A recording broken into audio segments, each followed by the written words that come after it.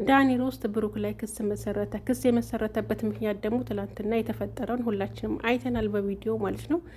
እና ያው ብሩኬ ሀቅ አለው፣ እውነት አለው። ያኔ መደባደብ ቢቀርና በንግግር ቢያስተካክሉት ይሻል ነበረ ማለት ነው። እንግዲህ በመካከላቸው የተፈጠረው ችግር ምንድን ነው? ብሩክንና ሀይሚን ያጣላቸው እሱ ነው፣ ዳኒ ነው ያጣላቸው። ያጣላቸው ደግሞ በምንድን ነው? የሆነውን ያልሆነውን ለሀይሚ በመቀባጠር ወሬ በመናገር ወሬ በማድረስ እና ወይም ደግሞ የቆየ ፎቶ ሊሆን ይችላል ወይ አቀናብሮ ሊሆን ይችላል። የሆነ ፋይል አሳይቷት ነው ሀይሚ ብሩክ ላይ እንትን ያለችው ማለት ነው። እየተጣሉ ያሉት በመካከላቸው የገባው ዳኒ ነው ማለት ነው። ዳኒ ነው እያጣላቸው ያለው እና እሱን ነገር ለምን እንደዚህ ታደርጋለህ እንነጋገር ብሎ ጠርቶት ነበረ። ያው ሀይሚን ይዟት አብረው ነው የመጡት።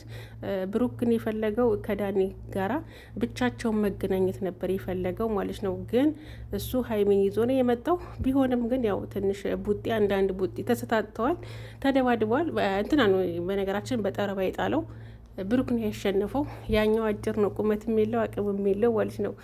እና አፍንጫው እንጃ እየደማ ይመስለኛል። አፍንጫው በቦክስ ያለው ይመስለኛል ማለት ነው።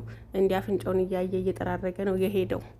እና ምን ልላችሁ ነው፣ ያኔ ድብድብ ለማንም ሰው ጥሩ አይደለም። ለማንም ሰው ያው አብዛኛው ኮመንት ደግ አረግ ጎበዝ ጀግና ስትሉት ነበረ፣ ለእንትና ስልታበረታቱት ነበረ፣ ለቡርኬ ማለት ነው። ዳኒ የሰራው ጥፋት ያጠፋው ጥፋት መመታት ሲያንሰው ነው።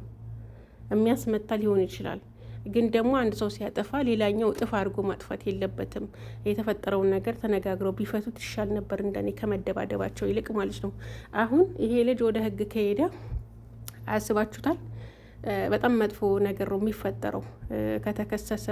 እንዲሁም ጠበቃ ቀጥረን በቃ እንትን እንለዋለን እያሉ ነበር የዳኒ እንትኖች ማለት ነው፣ የዳኒ አድናቂዎች ወይም ደግሞ ወዳጆች። በቃ ብሩኬን መቀመቅ እስር ቤት እናስገባዋለን እያሉ ነበረ።